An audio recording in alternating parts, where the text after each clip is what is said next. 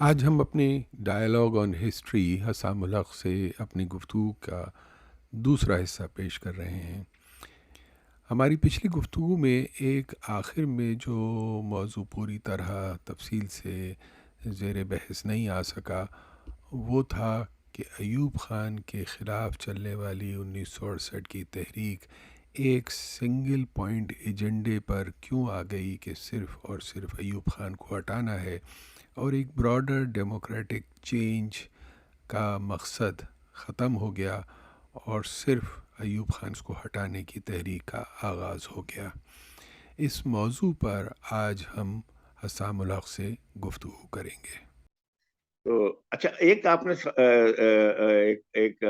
उसका कहा था ना, कि भाई चाइना जो है वो अयूब खान के सपोर्ट में था, और जबकि हम लोग जो है वो अयूब खान हाँ के हटाने की बात कर रहे थे, वन पॉइंट एजेंडा।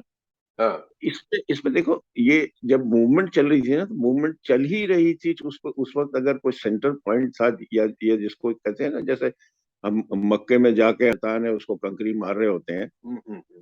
तो वो उस वक्त जो है कंकरी मारने के लिए एक ही फिगर था, बिल्कुल अयूब ठीक खान। है।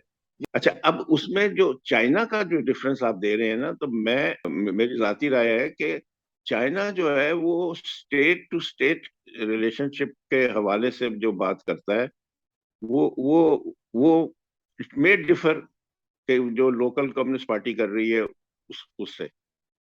नहीं आपने कहा नहीं, ना कि देखो, भाई हम। वो सही है, वो बिल्कुल डिफर कर सकता है। मतलब ये चाइना कोई एडवाइस तो नहीं दे रहा था कि आप ये करें, और ना उसको देना चाहिए। वो जमाना तो गुजर गया था जब कम्युनिस्ट पार्टी और रशिया सोवियत यूनियन जो है वो एडवाइस जारी करते थे। कम्युनिस्ट इंटरनेशनल थी, वहां से फैसले आ जाते थे और हम उसको पूरा करते थे। लेकिन मैं इस पे अब कन्विंस्ड हूँ कि ये जो तहरीक चली थी अयूब खान के खिलाफ, इसमें अवाम की गुस्सा, नफरत, तालिब इल्मों, नौजवानों के जज्बात जो थे उस वो तो थे बहुत हम्म। स्ट्रॉन्ग। लेकिन इस तहरीक को असल में चलाने वाले और इसके मोहरिक जो थे वो इंडिया और अमेरिकन थे, और they wanted to remove Ayub Khan. Hmm. और चाइनीज का ऑन रिकॉर्ड है अब तो, हम्म।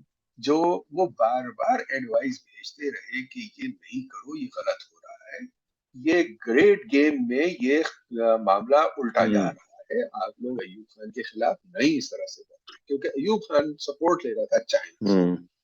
क्योंकि पाकिस्तान की लीडरशिप ने 65 के बाद जब अमेरिकन ने इनका साथ छोड़ा और इंडिया का साथ पकड़ लिया था, नेहरू के साथ उनकी दोस्ती बहुत बढ़ गई थी 62 की वॉर चाइना के बाद।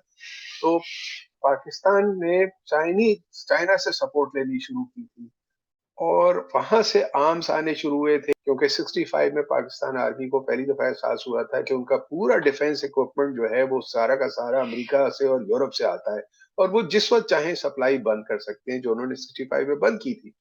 तो चाइनीज के साथ मिलकर उन्होंने डेवलप करना शुरू किया था, and that was an alarm for Indians and American. और उस वक्त ये फैसला हुआ था कि अयूब खान को और मिलिट्री गवर्नमेंट को पाकिस्तान से हटाया जाए, और कोई ऐसी गवर्नमेंट लाई जाए जो कि उनके हिसाब से चल सके, जो आजकल भी लड़ाई हो रही है। ये लड़ाई हम्म। उस वक्त की लड़ाई है। देखें, 64 में जो है वो भाषानी गए थे। उन्होंने फिर अपनी किताब भी लिखी थी चाइना से। फिर सुल्तान मोहम्मद खान होते थे एक सेक्रेटरी जनरल फॉरेन अफेयर्स। ये हम्म।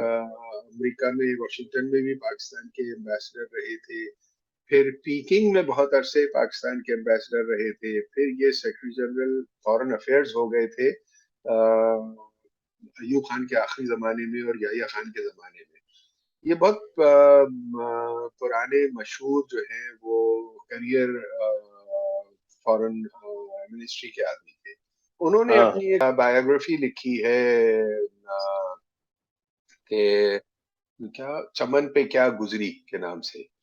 उसमें हम्म। उन्होंने लिखा है कि 66 में जो है वो उन्होंने उनको चाइनीज लीडर्स ने बुलाया था, और वहां पर मीटिंग्स हुई थी, पाकिस्तान से डेलीगेशन गया हुआ था, जिसमें उन्होंने बड़ी हद तक क्लियरली, मार्शल चेंग जी थे जो कि डिफेंस मिनिस्टर थे चाइना के, उन लोगों ने कहा था कि ये जो पाकिस्तान में तहरीक चल रही है, हम समझते हैं कि ये इंडिया और अमेरिकन लॉबी इस वक्त जो है वो डिस्टेबलाइज करना चाह रही है पाकिस्तान की लीडरशिप को। मुझे जो हैरानी होती है कि पार्टी उस वक्त अब्बास जो कि बहुत स्ट्रांगली प्रो चाइना थे और इनका कांटेक्ट था चाइना की पार्टी से, ये 66 में तुगलकाबाद जो है चाइना भी गए थे, माओ जेतुंग से भी मिले थे और इनकी मीटिंग्स भी हुई थी और तुगलकाबाद को बहुत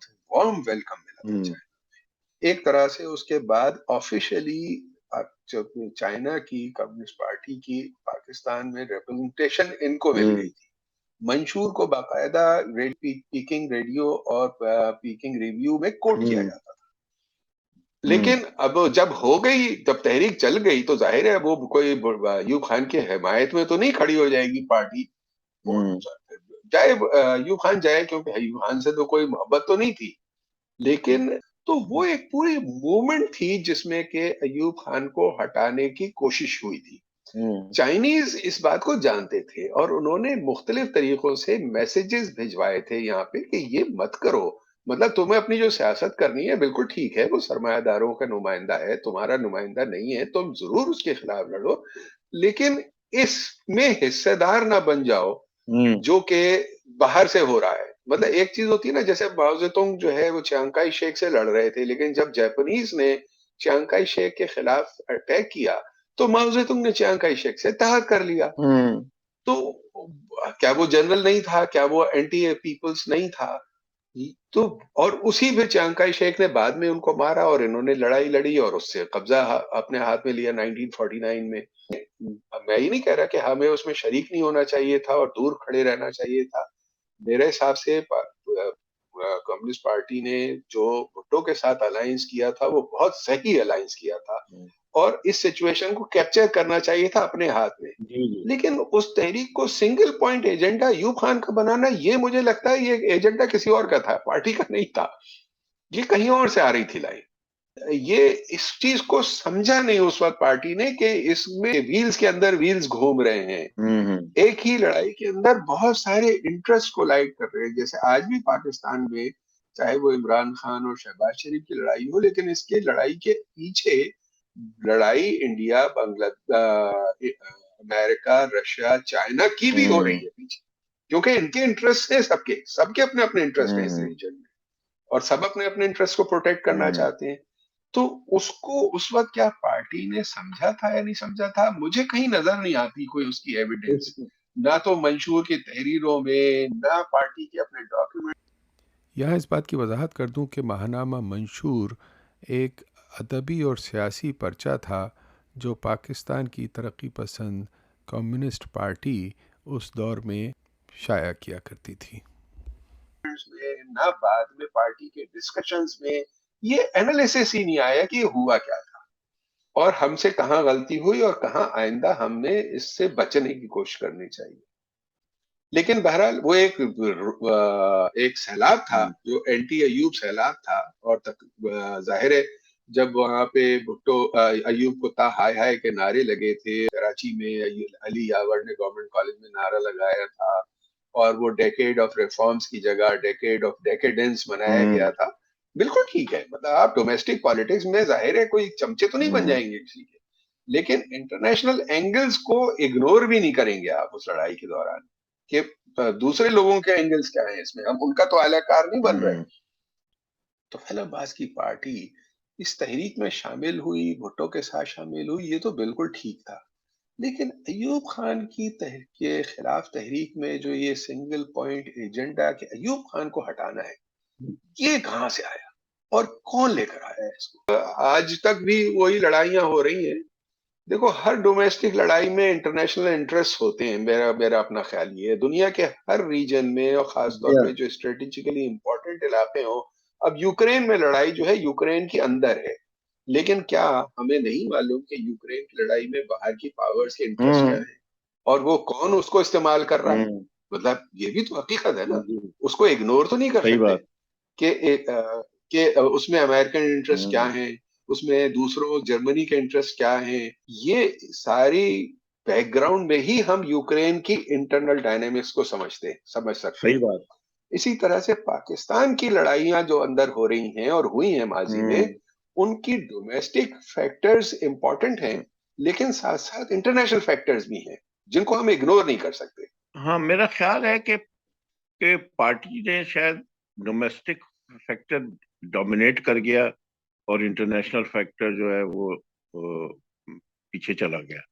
मेरा मेरा ये कहने का मकसद नहीं है कि उस एंटी अय्यूब तहरीक में पार्टी को अय्यूब खान के साथ खड़ा हो जाना चाहिए था। मैं ये बिल्कुल नहीं कह रहा, लेकिन मैं कह रहा हूँ कि उस तहरीक में शामिल होते वक़्त उसे ये मालूम होना चाहिए था कि ये गेम हो क्या रहा है और इसमें मैं आलाकार बनने के बजाय मुझे इन्फ्लुएंस लाना है इसके अंदर हुँ, और ऐसा नहीं करना है कि उसकी वजह से उल्टा नुकसान हो जाए। और हुआ यही कि वो बाद में जब अय्यूब खान की तहरीक अ, जो है वो एक तरह से अय्यूब खान पैरालाइज़ होके रह गया। तो क्या हुआ? उसके नतीजे में माशाल्लाह लग गया। इसके बाद हमारा dialogue on history Hasam ul Haq के साथ गुफ्तगू का तीसरा हिस्सा हम उस मौजू पर करेंगे कि किस तरह पाकिस्तान की तरक्की पसंद तहरीक की और उसकी कम्युनिस्ट पार्टी ने जुल्फ़िकार अली भुट्टो के साथ मिलकर पीपल्स पार्टी की तश्कील में हिस्सा लिया और उसमें हसाम उल हक का क्या एक्सपीरियंस हुआ था।